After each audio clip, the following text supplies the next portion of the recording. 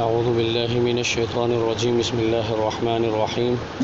وما ارسلنا فی قریۃ من نبی الا اخذنا اہلها بالبأساء والضراء لعلهم یضرعون۔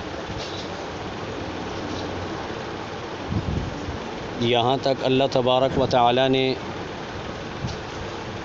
5 انبیاء علیہم الصلاۃ والسلام کا قصہ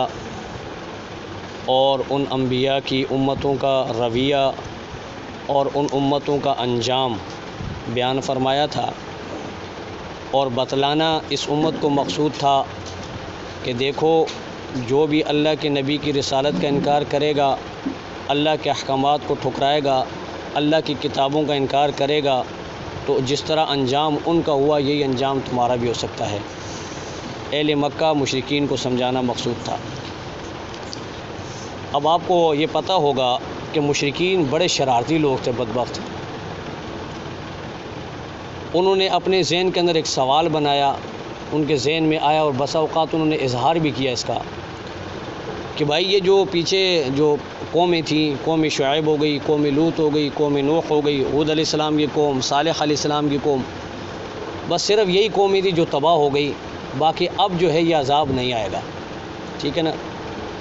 تو اب ان کے پاس اللہ نے نبی بھیجے تھے، انہوں نے انبیاء کی تکذیب کی تو اللہ تعالیٰ نے ان کو جو ہے نیست و نابود کر دیا، اب ہمارے ساتھ یہ معاملہ نہیں ہوگا۔ تو اس آیت میں اللہ تبارک و تعالیٰ نے، یہ 2 آیتیں ہیں، ان 2 آیات کے اندر اللہ تبارک و تعالیٰ نے اقوام عالم کی ذہنیت اور اپنا ایک عظیم الشان دستور بتایا ہے، اور اس میں یہ بتلا دیا گیا ہے کہ جب کبھی بھی ہم نے کسی بستی کی طرف کوئی نبی بھیجا ہے اور لوگوں نے، جب بستی والوں نے اس نبی کا انکار کیا، تو اللہ تبارک و تعالیٰ نے 2 طرح سے ان لوگوں کو آزمایا ہے۔ ایک اللہ تبارک و تعالیٰ نے تکلیف دے کر، اور دوسرے اللہ تبارک و تعالیٰ نے خوشحالی دے کر آزمایا۔ یہ اللہ تبارک و تعالیٰ کے قانون ہے، بلکہ اللہ کی جو ہے بندوں سے محبت کا ایک اظہار بھی ہے، اللہ کی یہ کریمی بھی ہے، اللہ کی یہ رحیمی بھی ہے۔ ورنہ اللہ تبارک و تعالیٰ نبیوں کو بھیجتے کہ جاؤ میرا پیغام لوگوں تک پہنچا دو، اگر انکار کریں تو آپ کی کوئی ذمہ داری نہیں، پھر میں ان کو تباہ کر دوں گا۔ لیکن اللہ تبارک فوراً تباہ نہیں کرتے، بلکہ اللہ تبارک و تعالیٰ تنبیہ کرتے ہیں کہ یہ سدھر جائیں، سیدھے راستے پر آ جائیں، اور اپنے بگڑے ہوئے کاموں کو سدھار لیں اور اپنے عقیدے درست کر لیں تو ٹھیک ہے، نہیں تو پھر اس کے بعد آخری آپشن کے طور پر جو ہے پھر اللہ تبارک و تعالیٰ ان کو تباہ کر دیتے ہیں۔ آزمائش یہ اللہ تبارک و تعالیٰ مختلف طریقے سے کرتے ہیں۔ وَنَبْلُوكُمْ بِالشَّرِّ وَالْخَيْرِ فِتْنَةً، قرآن میں اللہ فرماتے ہیں کہ ہم تمہیں خیر اور شر کے ذریعے آزمائیں گے، اور پیچھے ہم پڑھ کے آ چکے ہیں کہ اللہ تبارک و تعالیٰ فرماتے ہیں کہ وَلَنَبْلُوَنَّكُمْ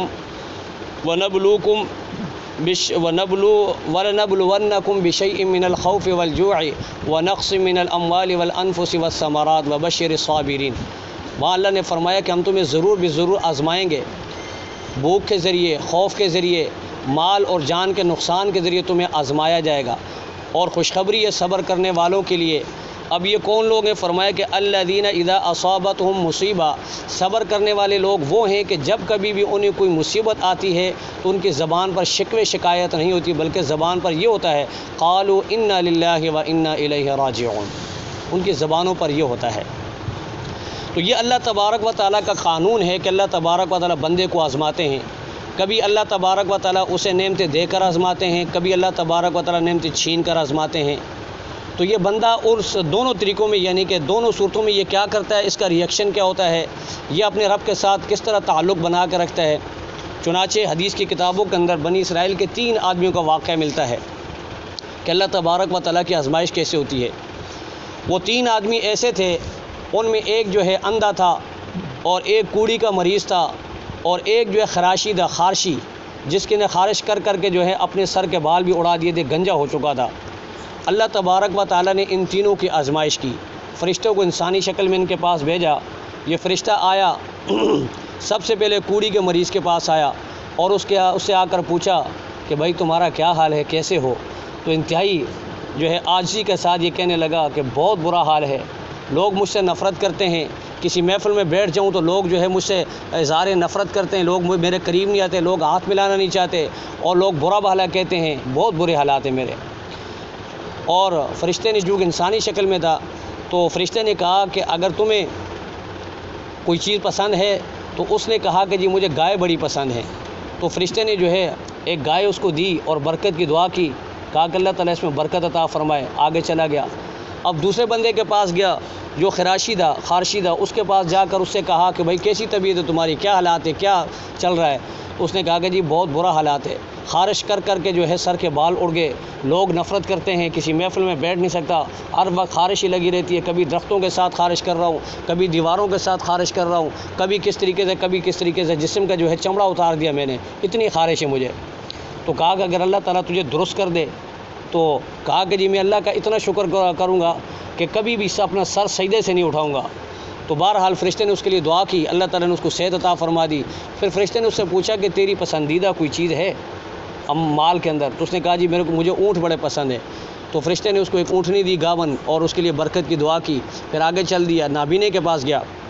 اس سے حال پوچھا، بھائی کیسا چل رہا ہے، کیا حالات ہیں؟ کہا جی بہت برا حالات ہے، لوگ مجھے پاؤں سے رون دیتے ہیں، کبھی درخت کے ساتھ ٹھوکر مارتا ہوں، کبھی دیواروں کے ساتھ ٹھوکر مارتا ہوں، کبھی کھڈے میں گر جاتا ہوں، بہت برے حالات ہیں۔ کہا اللہ تجھے درست کر دے تو کیا کرو گے؟ اگر اللہ مجھے درست کر دے تو اللہ کا بہت شکر ادا کروں گا، کبھی سر سجدے سے نہیں اٹھاؤں گا۔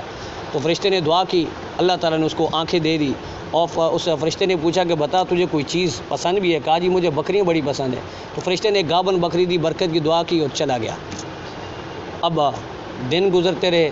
مہینے گزرے، سال گزرے، کافی عرصہ گزر گیا اور یہ تینوں جو ہے کافی مالدار ہو گئے۔ جس کو جو ہے گائے دے گئی تھی اس کے گاؤں سے جو ہے پورا جو ہے جنگل بھر گیا، اونٹ والوں سے اونٹ اللہ نے اس کو اونٹوں میں برکت عطا کر دی، بکری والوں کے بکریوں سے جو ہے وادیاں بھر گئی۔ تو اللہ تبارک و تعالیٰ نے دوبارہ اسی فرشتے کو جو ہے بھیجا کہ جاؤ، پہلے تو میں نے ان کو تکلیف میں آزمایا تھا، اب ان کو ذرا میرے ہاتھ میں آزماتا ہوں یہ کیا کرتے ہیں۔ تو فرشتہ پہلے اسی کے پاس، کوڑی والے مریض کے پاس گیا، ایک فقیر کی حالت میں، ٹھیک ہے، پھٹے ہوئے کپڑے اور بالوں سے اور آلات سے ایسا لگ رہا تھا کہ بڑا تنگ دست آدمی ہے۔ تو جا کر اس سے سوال کیا کہ دیکھ بھائی میں مسافر ہوں اور غریب آدمی ہوں، تن پہ کپڑے نہیں، کھانے کو کچھ نہیں، اور سفر کے لیے کوئی خرچہ میرے پاس نہیں ہے، یہ اللہ تبارک و تعالیٰ نے تجھے بہت سارا مال عطا کیا ہوا ہے، اس میں سے ایک مجھے دے دے، میں بیچ کر اپنے سفر کا جو ہے خرچہ بھی پورا کر لوں گا اور تیرے لیے دعائیں بھی کروں گا۔ اور فرشتے نے ساتھ میں یہ بھی کہا کہ دیکھ اللہ تبارک و تعالیٰ نے تجھے یہ عطا کیا ہے اور تو پہلے اس حالت میں تھا۔ تو وہ بندہ بالکل جب بھول گیا، ماضی اپنا بالکل بھول گیا۔ اس نے کہا کہ بھائی تیرا دماغ خراب ہو گیا، تو پاگل تو نہیں ہو گیا؟ یہ جو میرا مال ہے، دولت ہے، یہ تو مجھے آباء و اجداد سے ملا ہے، یہ تو وہاں سے چلتا ہوا آ رہا ہے، اور مجھے جو ہے اللہ نے نہیں دیا، یہ میں نے خود، میری اپنی کمائی ہے، میں نے کمایا ہے، ٹھیک ہے۔ تو فرشتے نے کہا ٹھیک ہے، انسانی شکل میں کہا اگر تو اپنے اس دعوے میں جھوٹا ہے تو اللہ تبارک و تعالیٰ تجھے پہلے ہی کی طرح کر دے۔ فرشتے نے یہ دعا کی، فرشتہ نکل گیا، باہر نکلا، آنن فانن، جو اللہ نے دیا تھا وہ سیکنڈوں کے اندر ختم کر دیا، جانور سارے مر گئے اور پھر وہ اسی حالت کے اندر آ گیا۔ اب یہ اس بندے کے پیچھے، فرشتے کے پیچھے باہر اس نے آدمی دوڑایا کہ دیکھو کہاں چلا گیا، ٹھیک ہے، لیکن وہ فرشتہ اس مخلوق دنیا کا تو نہیں تھا آدمی، اب وہ تو اللہ کا فرشتہ تھا، بہرحال وہ اس کو نظر نہیں آیا، یہ اسی حالت میں چلا گیا۔ پھر دوسرے کے پاس گیا، اس سے جا کر یہی سوال کیا کہ دیکھ میں مسافر ہوں، غریب ہوں اور سفر میں ہوں، میرے پاس کچھ بھی نہیں ہے، اللہ تعالیٰ نے یہ تجھے مال و دولت دیا، اس میں سے ایک مجھے دے دے اور تیرے لیے میں دعائیں کروں گا، اللہ تعالیٰ تیرے مال میں برکت دے گا۔ اب اس کو بھی یہ ساتھ میں تنبیہ کی کہ دیکھ تو پہلے ایسا تھا، یہ اللہ نے تجھے دیا ہے، لیکن وہ بھی بھول گیا۔ اس نے بھی کہا کہ نہیں جی یہ تو میرے آباء و اجداد کی میراث مجھے ملی ہے، دفع ہو جائے یہاں سے، ٹھیک ہے۔ اس کو ڈانٹا فرشتے کو، فرشتہ چلا گیا۔ فرشتے نے وہی دعا کی اگر تو اپنے اس دعوے کے اندر جھوٹا، اللہ تجھے اسی حالت میں کر دے۔ فرشتہ باہر نکلا، یہ بھی آنن فانن ویسے ہی ہو گیا، سارا مال مر گیا، سب کچھ ختم ہو گیا اور پھر اسی حالت میں آ کر کھڑا ہو گیا۔ تیسرے کے پاس گیا جو نابینا تھا، جس کو اللہ نے آنکھیں عطا کی، تو اس سے جا کر سوال کیا کہ جی دیکھ میں مسافر ہوں، غریب ہوں، اللہ نے تجھے یہ بکریاں دی ہیں، تو پہلے اس حالت میں تھا، اللہ نے تجھے آنکھیں عطا کی، مجھے ایک بکری دے دے۔ تو یہ جو ہے اللہ تبارک و تعالیٰ کے آزمائش میں پورا اتر گیا۔ اس نے کہا کہ میرے بھائی یہ مجھے میرے رب نے دیا ہے، یہ سارے کا سارا تو لے جا، مجھے اللہ یہ جو دیا اس کے بعد اللہ تعالیٰ مجھے اور بھی دے گا، مجھے اللہ اور دے دے گا، تو یہ سارے لے جا، یہ تیرا ہوگا، جس رب نے مجھے آنکھیں دی، جس رب نے مجھے یہ مال دیا وہ مجھے اور دے دے گا۔ تو فرشتے نے کہا کہ تیرے لیے خوشخبری ہے، اللہ تبارک و تعالیٰ تمہیں آزمانا چاہ رہا تھا اور تم میں سے دو جو ہے وہ تو آزمائش کے اندر ناکام ہو گئے، تجھے اللہ نے کامیاب کر دیا، لہذا یہ بکری بھی تجھے مبارک ہو اور یہ صحت بھی تجھے مبارک، میں اللہ کا فرشتہ، مجھے ان چیزوں کی ضرورت نہیں ہے۔ تو اللہ تبارک و تعالیٰ بندے کو آزماتا ہے، کبھی تکلیف کے اندر، کبھی راحت کے اندر، کبھی تکلیف دی کہ تکلیف کی حالت میں میرا بندہ کہاں جاتا ہے، کیا تکلیف شکایتیں کرتا ہے، شکوے کرتا ہے۔ بلکہ آج کل ہمارا معاملہ تو یہ ہے کہ ہمیں تھوڑی سی تکلیف آئی تو پھر ہم شکوے شکایت شروع کر دیتے ہیں کہ ساری دنیا میں اللہ کو صرف میں ہی ملا تھا، یہ تکلیف مجھے ہی دینی تھی، یہ بیماری مجھے ہی دینی تھی، تو ہم شکوے شکایت میں چلے جاتے ہیں۔ حالانکہ حضور علیہ الصلوۃ والسلام کا حدیث ہے، آپ علیہ الصلوۃ والسلام نے فرمایا کہ عجبا للامر المؤمن ان اصابہ ضراء فصبر فکان خیرا لہ۔ مومن کی بڑی عجیب شان ہے کہ جب اسے کوئی راحت ملتی ہے، تو کوئی تکلیف ملتی ہے تو وہ اس پر صبر کرتا ہے، یہ بھی اس کے لیے بہتر ہوتا ہے۔ وَإِن كَانَ سَرَّاء فَشُكْرٌ فَكَانَ خَيْرٌ لَهُ۔ اگر اسے کوئی خوشی کی چیز ملتی ہے، راحت ملتی ہے، تو وہ اللہ کا شکر کرتا ہے، اس حالت میں بھی وہ اس کے لیے بہتری ہوتی ہے۔ بلکہ مومن بندے کی زبان پر یہ جملے ہوتے ہیں، اللہم لک الحمد کلو ولک الشکر کلو ولک الملک کلو ولک الخلق کلو بیدک الخیر کلو الیک یرجع الامر کلو اسألک الخیر کلہ واعوذ بک من شر کلی۔ اس کی زبان پر یہ جملے ہوتے ہیں، وہ شکوے شکایت نہیں کرتا کہ اللہ ساری کی ساری تعریفیں تیرے لیے، سارا کا سارا شکر تیرے لیے، ساری کی ساری بادشاہی تیرے لیے، ساری کی ساری مخلوق تیری، اے اللہ ساری کی ساری خیر تیرے ہاتھ میں ہے، اور اے اللہ جتنے بھی کام ہیں وہ سارے تیری طرف رجوع کرتے ہیں، اور اللہ میں تیرے سامنے جو ہے خیر کا سوال کرتا ہوں، ساری خیر مجھے عطا کر دے، اور اللہ میں ساری برائیوں کا تجھ سے سوال کرتا ہوں، میں ان سے پناہ مانگتا ہوں، مجھے ان برائیوں سے دور رکھ۔ یہ ایمان والے کی شان ہوتی ہے۔ بلکہ حضور علیہ الصلوۃ والسلام کے ایک اور فرمان ہے، آپ نے فرمایا کہ لا یزال البلاء بالمؤمن، مومن کبھی بھی آزمائش سے خالی نہیں ہوتا، وہ آزمائش کے اندر ہی رہتا ہے، حتیٰ یخرج نقیا من الذنوب، یہاں تک کہ وہ اپنے گناہوں سے پاک صاف ہو کر دنیا سے چلا جاتا ہے۔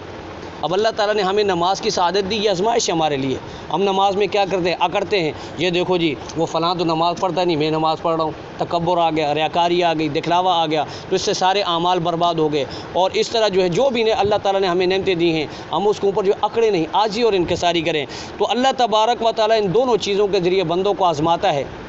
تاکہ یہ بندے ان دونوں کو استعمال کر کے تکلیف میں ہے تو اللہ کے دروازے پر جائے، اللہ کی چوکھٹ پہ جائے، اور اللہ تبارک و تعالیٰ کے در کو کھٹکھٹائے کہ اے اللہ میں تکلیف میں، میری اس تکلیف کو دور کرنے والا تو ہے۔ ما اصاب من مصیبت الا باذن اللہ، کوئی مصیبت بھی اللہ کے حکم کے بغیر نہیں آتی جب تک اللہ کا اسے حکم نہ ہو جائے۔ تو ان تکلیفوں کو اللہ کی عطا سمجھے اور اللہ کی طرف سے سمجھے، اللہ کی طرف رجوع کرے۔ اگر وہ ایسا کرتا ہے تو وہ دنیا کے اندر جو ہے بچ جاتا ہے، اللہ تعالیٰ اس کو نجات عطا فرما دیتے ہیں۔ اس کی مثال یہ سمجھے، اللہ تعالیٰ چھوٹی چھوٹی تکلیفیں دیتا ہے، یہ معمولی جو ہمارے اوپر آزمائشیں آتی ہیں، یہ اسی وجہ سے آتی ہیں کہ اس بڑے عذاب سے ہم بچیں۔